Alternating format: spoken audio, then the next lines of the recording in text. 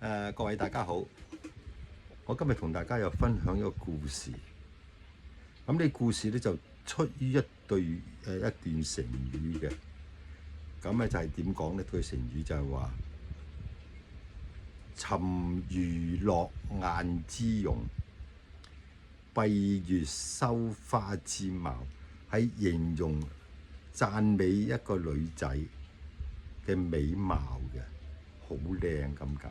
就用呢個8個字嚟形容嘅啫。咁其實8個字分開啫，就有8個故仔，有4個故仔嘅喎。沉魚、落雁、閉月、羞花，就分開4個故事嘅。咁呢4個故事就形容一個女子嘅美貌。咁咧就沉魚咧。其實呢4個字代表4大美人，古時候嘅4大美人包括西施啦、王昭君啦、貂蟬啦，同埋楊玉環。楊玉環即係楊貴妃啊，就4大美人嘅。咁沉魚咧就代表西施。咁就話西施當時喺河邊玩水嗰陣時咧，即係嗰啲河水好清好清啊。咁影襯住西施佢美麗嘅身影，倒影喺個水裏邊。咁啲魚游過之後見到，哇，好靚好靚，靚到啲魚自己都唔記得游水啊，全部都跌晒落水底下。咁呢個故事呢段就叫做沉魚啦，即係靚到啲魚都唔記得游水，沉晒落水底，叫做沉魚。咁落雁呢？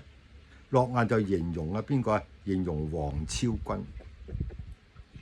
咁當時王昭君出塞遠嫁嗰陣時咧，佢就彈住個琵琶，彈琵琶。咁向南飛嘅大雁聽見呢個琴聲咧，哇！同埋睇見王昭君嘅容貌，嘆為天人就忘記咗拍打佢哋嘅翅膀，即係唔記得拍翼啦。咁所以啲大雁咧，全部都跌晒落地下。咁呢叫做落雁。咁沉魚落雁之容就係代表呢2個故事嘅。咁形容佢靚到咧，嗰啲魚都跌晒落水底，啲雁跌晒落地下。咁到閉月啦，閉月就形容邊個啊？形容貂蟬嘅。貂蟬。咁貂蟬喺後花園拜月嗰陣時咧，好多雲嗰啲雲彩啦，啱啱先遮住個月亮。咁貂蟬嘅義父又叫王允，就為咗誇讚佢嘅美貌，就對外宣稱話月亮都比唔上貂蟬，即月亮自己覺得自己比唔上貂蟬，全部個月亮都匿埋喺啲雲後邊。嗰啲叫做閉月。咁至於羞花咧，就係指楊玉環嘅。咁當時楊玉環即係楊貴妃啦，喺後花園嗰度咧賞花嗰陣時咧，就自己悲嘆啦，就自身嘅處境用手輕輕咁摸住啲花朵。咁嗰啲靚嘅嗰啲嘅嬌豔嘅花朵啦，嗰啲花瓣就即刻收縮埋捲埋一齊。咁啲宮女見到啦，哇，就話啦，呢啲花都自己覺得冇楊玉環咁靚全部都縮埋一嚿，就變咗羞花啦。咁呢4句成語加埋叫做沉魚落雁之容，閉月羞花之貌，就係形容一個女仔係非常之靚，非常之靚嘅。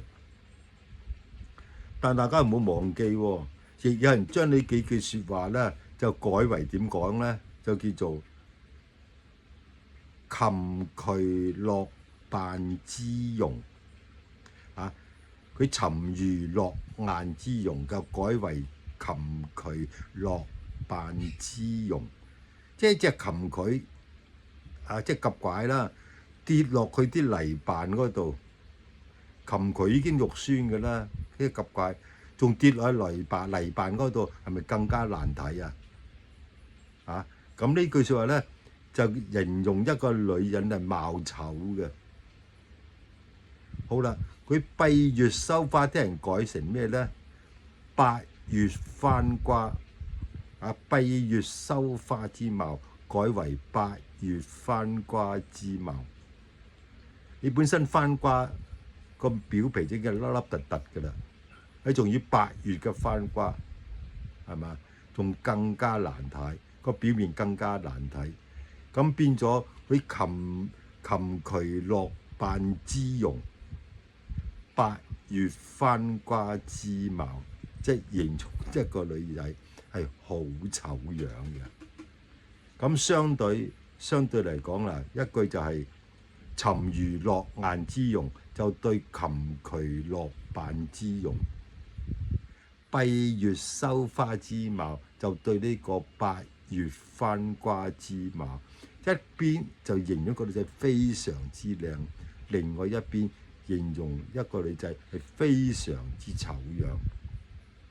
咁所以你哋讚美女仔要分開啊，千祈唔好撈亂啊，好唔好啊？如果撈亂咧，即係老友都變仇人㗎啦。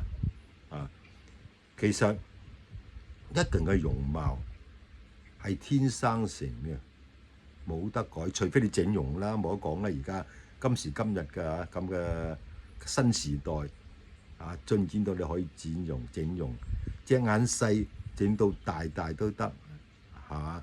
個鼻細可以改到細都得，可以整容。你醜八怪都可以變到西施或者楊玉環，咁但係一個人點都好，我不論男與女